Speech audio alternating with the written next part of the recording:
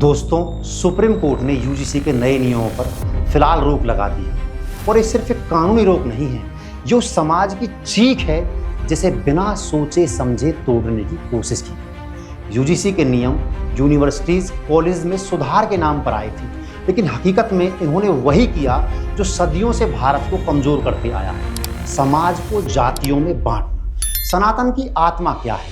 कर्तव्य, कर्म और समरसता। लेकिन इन नियमों ने कर्म से पहले जाति का सर्टिफिकेट मांग लिया।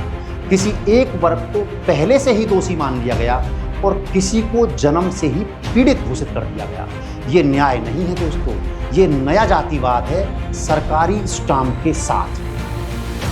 सरकार से सवाल बनता है, क्या आपने ये नियम बनाते समय समाज की नब्ज टटोली थी? क्या आपने ये सोचा था कि जब आप किसी एक वर्ग को पहले से ही दोषी ठहरा देंगे और दूसरे को पीड़ित, तो वहां उनके बीच एक गहरी और कभी ना पटने वाली खाई बन जाएगी? अगर मंशा सुधार की ही थी तो देश में ऐसे बहुत मुद्दे हैं जो टकटकी लगाए आपकी तरफ देख रही हैं, जिनमें से जनसंख्या नियंत्रण का कानून सबसे ऊपर है। इसके बारे में मेरी सरकार विचार करो। आज इस बीच समाज से भी सवाल है, जाति क्यों नहीं?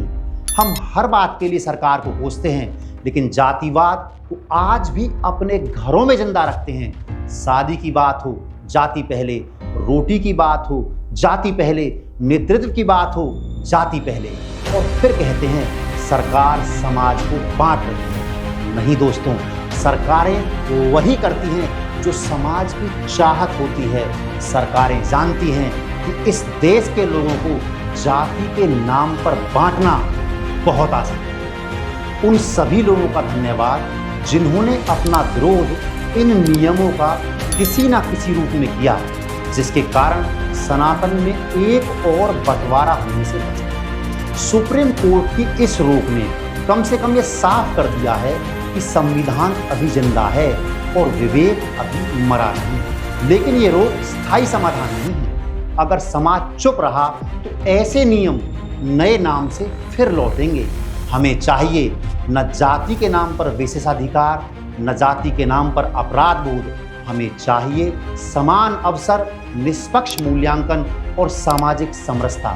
सनातन ने कभी यह नहीं सिखाया कि इंसान की कीमत उसकी जाति से तय हो। सनातन ने सिखाया कर्म प्रधान विश्व करी राखा। आज सवाल यूजीसी का नहीं है, आज सवाल भारत की आत्मा का है। अगर अब भी हम नहीं चेते तो आने वाली पीढ़ी हमें माफ नहीं करेगी, क्योंकि हमने उन्हें एक विकसित भारत नहीं, एक विभाजित भारत सौंपा। जय हिंद, जय भारत, जय संविधान।